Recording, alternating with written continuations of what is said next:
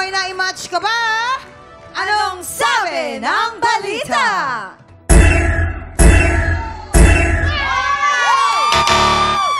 Perfect! Tara dito sa baba at alamin ang kanayon na nga mga kwento nila. Simulan natin kay Ate Marilyn na hopeless romantic pinasa at pinirahan ng mas nakababatang kasintahan. Teka lang, Ate Marilyn, kailan nangyari ito? Parang 3 years ago na. Hindi ko po alam exactly kasi gusto ko nang kalimutan eh.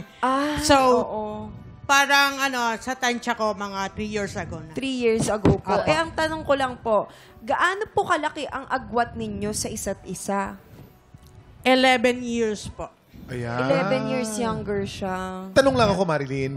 Paano umabot dun sa parting pinipirahan ka pala? Ang galing naman ng niya, ng style niya.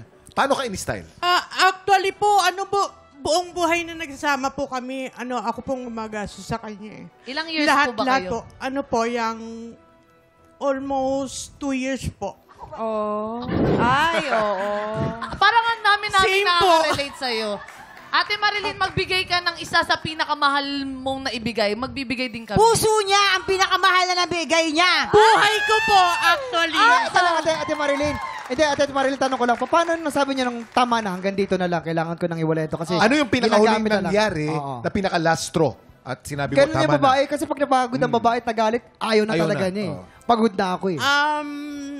Nagtatrabaho po kasi ako, so siya sa bahay lang. Ang swerte naman So, yun. opo. So, Parang ikaw. nasa bahay lang po siya. Mamang, nakaka-relate Oo, kasi si Mamang na, oo. Tapos po, Tapos, madaming beses ko po kasi siyang nahuling nagloloko. okay. Madaming beses. Tapos, to the point po na pag nahuli ko po siya, ayaw niya po ng kini-question ko siya. Confrontation. Opo, ayaw niya po ng ganon. Wala kang anak? Wala po. Wala. Mayroon na pong ganon siya. Kaya. Marami na po siyang babaeng kausap.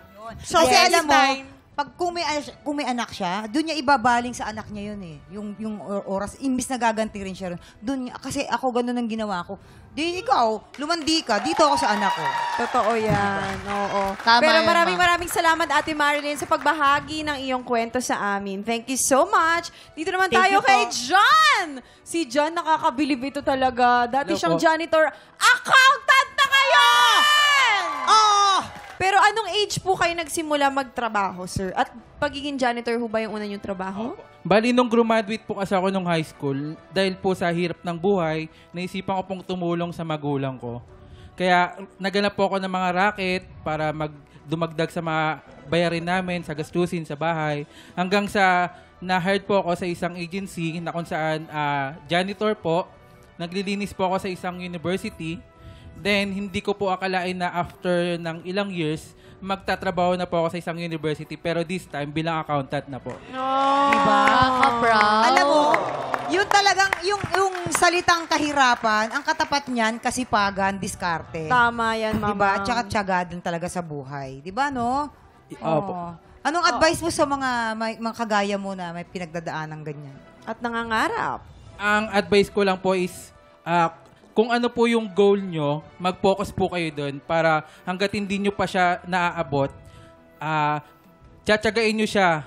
Talagang mag-i-eager kayong mag-work para kapag naabot nyo na siya, sobrang sarap sa pakiramdam. Yun. Diba? Kuya Jan, Nakaka-inspire si Kuya John. Kuya Jan, isa kang inspirasyon para sa lahat ng mga muntik ng sumuko pero bumabangon pa rin. Thank you so much, Kuya John. Dito naman tayo kay Miss Richelle. Ate Richelle sa ma'am. Richelle. Na hi, canteen Richelle. owner, tinakbuhan at linakawan sa kusina Kanyang niya. kusinero. Galing po ako ng Mindanao, Sami City.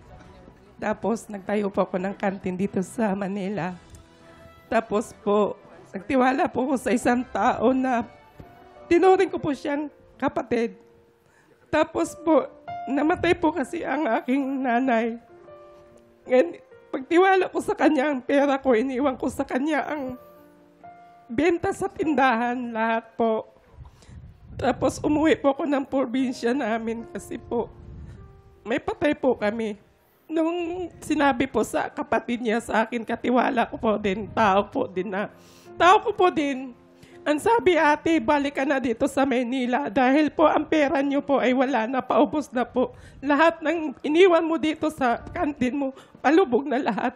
Walang-wala na ka. Sabi ko, bakit asan napunta ang pera? Ewan ko po kay ate. Masakit po sa akin ang nangyari sa akin. Dahil po pinaghirapan ko po yung pera na yun dahil single mom po ako. Lahat ng trabaho, kinaya ko po para sa mabuhay lang po kami ng mga kapatid ko, pati anak ko po.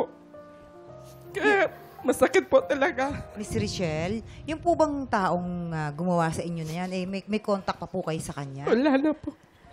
Okay, kailan niyo po siya huling-huling nakausap? Ano na po, yung pandemic na po.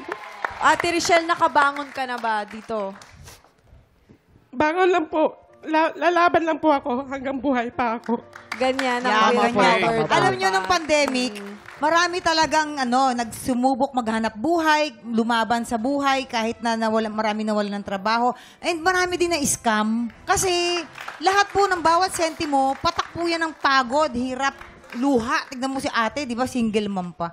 Huwag po tayong ganun, lumaban po tayo ng patas. Kasi masarap magbakain sa pamilya mo ng pinagpaguran mo. Tama po yun. Diba? Totoo Nang yan. wala kang inaapakan tao. Yan, and God bless you sana po. Dumating ang Nakabawi panahon po kayo. na magkaroon kayo ng Thank you po. bonggang-bongga Thank you po. talaga Thank you pang po. isa Maraming pang salamat another po sa canteen. feedback lang. Ano po? Maraming salamat, Ate Rochelle. Thank you po. Oras na para mag-add to card ng swerte. Double o budol na sa pagbabalik ng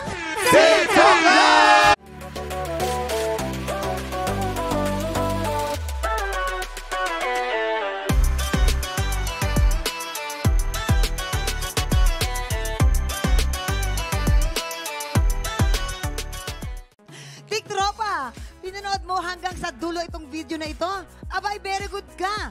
For more happy time, watch more TikTok Lock videos on our official social media pages and subscribe to GMA Network official YouTube channel.